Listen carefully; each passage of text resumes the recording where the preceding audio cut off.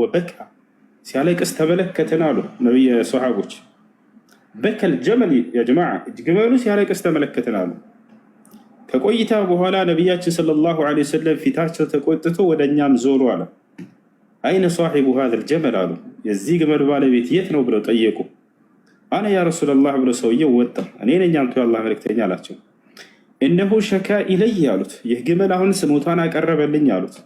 የራሳቸው የሚግባቡበት ቋንቋ አላቸው። ፍጥረት ሁሉ ለየራሳቸው ይረዳዱበታል። ልክ እኛ ሰዎች የራሳቸውን ቋንቋ እንዳለ ይህን የእንስሳትን ቋንቋ አላህ አንዳንዴ ለነቢያት ይሰጣቸው ነበር። ሱለይማን የዳውድ ዓለይሂ ሰላም ልጅ ታውቃላችሁ፣ እንስሳቶችን ቋንቋቸውን የመረዳትና የማናገርም ተአምር ሰጥቶት ነበር። የነቢ ሰለላሁ ዐለይሂ ወሰለም አንደኛ ተአምራቸው ይሄ ነበር። ምን አሉ? ወደ ሰውየው ዞረው ኢነሁ ሸካ ኢለየ አነከ ተሕሚሉ ዐለይህ ከሲራን ወላ ቱዕጢህ ማ የክፊህ ሚነል ቁት አሉ። ኢተቁላህ ፊ ሃዚሂል በሂማ ብለው ተናገሩ።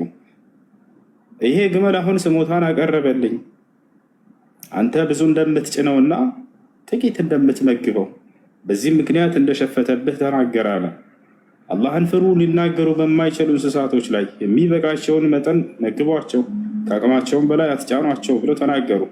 ና ግመልህን ውሰድ አሁን አሉት። ያ ግመል ገሰጹት ነቢ ሰለላሁ ዐለይሂ ወሰለም። ወዲያውም ግመሉን ሰውየው በሰላም ስቦ ወሰዳሉ ሰሃቦች። ታቻላ እና ይህ ነው ይህ ነቢያችን ሰለላሁ ዐለይሂ ወሰለም አንዱ ተአምራቸው ነበር። ማንኛውም በምድር ላይ የሚገኝ ነገር ሁሉ ማናገር ይችሉ ነበር፣ ያናግሩት ነበር። ለሰው ብቻ ሳይሆን ለእንስሳት ራሱ ሳይቀር ፍትህን የሰጡ ነብይ ናቸው። ለሰው ብቻ ሳይሆን ለእንስሳትም ጭምር ፍትህን የሰጡ ነብይ ናቸው ነቢ ሰለላሁ ዐለይሂ ወሰለም። ሰው ብቻ ሳይሆን እንስሳት በሚበደል ጊዜ ወደ ራሳቸው እየመጣ የሚያለቅስባቸው ነበሩ። ከዛሊክ ልክ እንዲሁ ነቢያችን ሰለላሁ ዐለይሂ ወሰለም ከዕለታት አንድ ቀን መዲና ላይ አንድ አዕራቢ የገጠር ሰው ነው፣ ከብቶቹን ፍየሎቹን እንደዚህ እየነዳ እየሄደ ከእርሻ እየተመለሰ ነው። በዚህ ጊዜ ይህ ሰው ወከሉ ታውቃላችሁ፣ ሳውዲ አረቢያ አለ፣ ሞቷል። አድኖት ሰውየው እየወሰደው ነው ወደ ቤቱ። ሰሚዕቱ አነከ ረሱሉላህ አላቸው። አንተ የአላህ መልእክተኛ ወይንም ነቢይ ነህ የሚል ሰምቻለሁ። አንተ ነቢይ ነህ አላቸው። አዎ ነዓም አነ ረሱሉላህ አሉት። አሁን የአላህ መልእክተኛ ነቢይ ነኝ አሉት። ተአምርን እሻለሁኝ፣ ይህን ካሳየኸኝ እኔ አምናለሁኝ አለ ሰውየው። ምን እንዳሳይ ትፈልጋለህ አሉት ነቢ ሰለላሁ ዐለይሂ ወሰለም።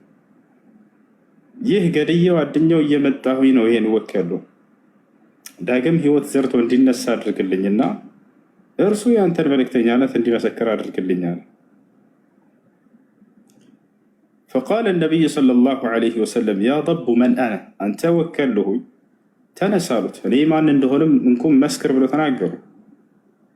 فقال يعني فأحيا الله سبحانه وتعالى هذا الضب. الله سبحانه وتعالى أصلا سالات شوف وديهم بسول جزء كونكوي يناقر مجمر. يا ضب من أنا ليمان. قال أنت رسول الله. فشهد للنبي صلى الله عليه وسلم بالرسالة. إيه بشهر الله ليلة من كنده ይሄም ሐዲስ ላይ የተዘገበ ነው። ሰው የሆነ ሐዲስ ነው። ነቢያችን ሰለላሁ ዐለይሂ ወሰለም ከዕለታት አንድ ቀን መዲና ላይ እያስተማሩ እያለ አንድ አዕራቢ ነው፣ አሁንም የገጠር ሰው ነው። እንስሳቶቹን እንትን እያለ እያለ በእርሻ ውስጥ አንዲቷን ፍየል ነጥቆበት አንድ ልጅ ቋንቋ ይናገርም ጀምር ያ ضب من أنا አሉት። አንድ እንስሳ ተኩላ አንዷን ፍየል ነጥቆበት ይዞ ይሄዳል። በዚህ ጊዜ ይህ አዕራቢ ሰውዬ ተከትሎ እችን ፍየል ያስጥለዋል። ባስጣለው ጊዜ ይህ ቀበሮ ወይም ተኩላ ጠጋ ብሎ ወደዛ ተቀመጠና ወደ ሰውየው ዝሮ በሰው ልጆች ቋንቋ እያወራ ጀመር። ፈቃል አተምናዑኒ ረዝቀን ሳቀሁ ላሁ ኢለየ አላህ ወደ እኔ የላከልኝን ጸጋዬን ትነጥቀኛለህ ብሎ ይናገራል። ሰውየውን በመደነቅ ዚእቡን የተከለሙ ቢከላም ልበሸር አለ። በሰው ልጆች የሚናገር ተኩላ ብሎ ተናገረ። ከዚያ መልሶ ምን አለው? አተዕጀቡ ሚን አምሪ በእኔ መናገር ትደነቃለህን አለው። ቃለ በላ እንዴት አልደነቅ አለው።